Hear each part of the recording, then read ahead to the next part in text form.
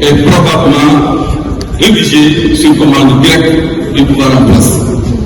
Face à cette tentative de manipulation de l'opinion, l'Alliance pour la République, parti responsable et attaché à la vérité, a pris l'initiative en rapport avec ses alliés, dont nous saluons la présence, et sur instruction du président Macky Sall, de mettre en place un groupe de travail pour produire une réponse solide, argumentée, chiffrée et documentée.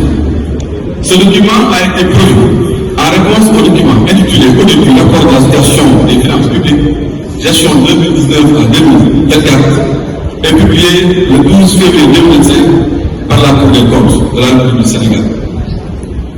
Ce document, qui comme je l'ai dit tout à l'heure peut être assimilé à un contre-rapport du précédent rapport de la Cour des comptes, est rédigé aussi bien en version anglaise, mais aussi en version française. Et cela aussi sans doute traduit dans toutes les langues nationales. Ce document comprend 4 parties. Le rappel des faits, l'analyse aussi bien de la forme, de la procédure que du fond du précédent rapport, avant donc de faire une conclusion et d'y annexer les documents que nous avons à notre disposition. Ce contre-rapport sera transmis ainsi aux partenaires bilatéraux et multilatéraux, mais aussi sera mis à la disposition du public et publié sur un site dédié.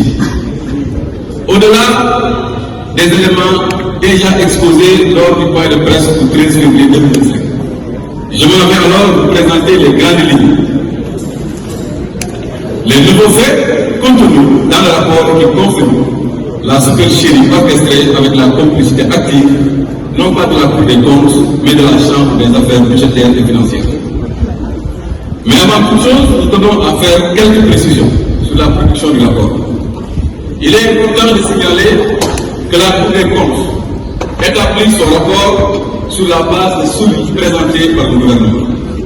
En réalité, comme d'ailleurs l'a rappelé le premier président de la Cour des comptes, et contrairement à ce que les autres ont voulu faire croire au peuple sénégalais et à l'opinion internationale, la Cour des comptes n'audite pas en l'espèce les comptes publics, mais établit un rapport sur celui présenté par le gouvernement.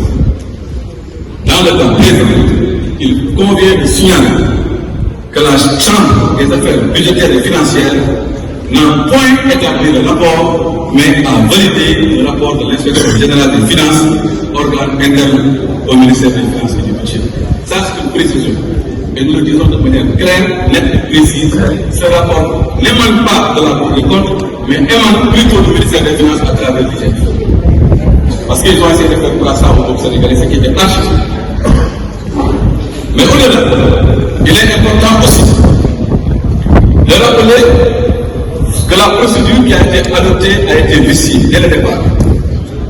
En réalité, le prétendu rapport a été élaboré et adopté par la seule Chambre des affaires budgétaires et financières, non dans le cadre de l'Assemblée de toutes les chambres, conformément à la procédure de la loi organique sur la Cour des comptes qui dispose. Assurer la transparence de l'utilisation des fonds publics.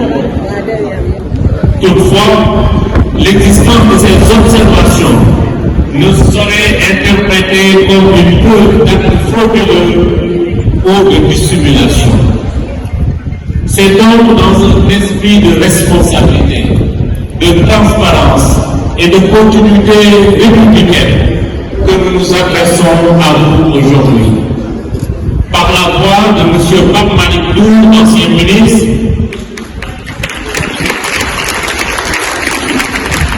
il apportera des clarifications précises, démontrant la sincérité des comptes publics et replacera les décisions prises dans leur contexte économique, social et institutionnel.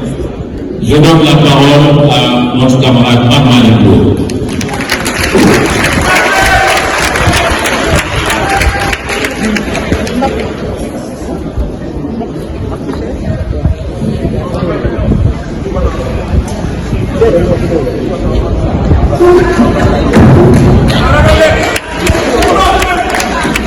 Merci beaucoup, Monsieur le Président de l'Assemblée nationale. Je vous remercie de m'avoir donné la parole.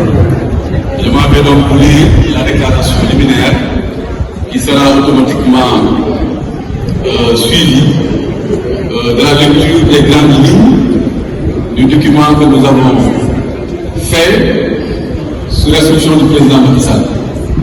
Document qui peut être assimilé à un contre-rapport du prétendu rapport de la Cour des comptes. Depuis son accession au pouvoir, le PASTEF semble animé par une seule obsession: noircir le bilan élogieux du régime précédent et discréditer le président Macky Sall, son parti et sa gouvernance.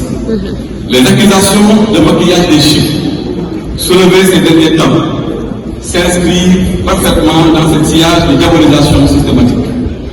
Pour rappel, le 26 septembre 2024, le Premier ministre s'est permis, sans la moindre preuve, d'accuser publiquement le précédent régime de manipulation des comptes publics.